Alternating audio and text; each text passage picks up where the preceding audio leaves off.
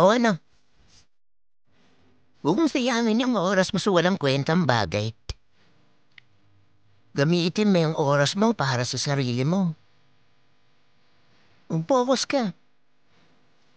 Gamitin mo yung oras mo. Kung paano ka pa yayaman. Kung paano ka pa uunlad.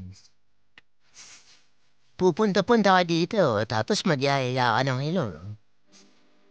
Pataray nun. Ibuhos mo lahat. Ibuhos mo na rin pati problema ng kapitbahay mo.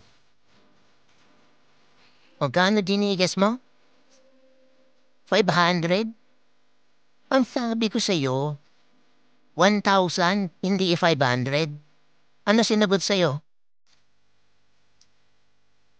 Maybe? Maybe next time. Ganito na lang. I-pay Mayo mo naman. 500.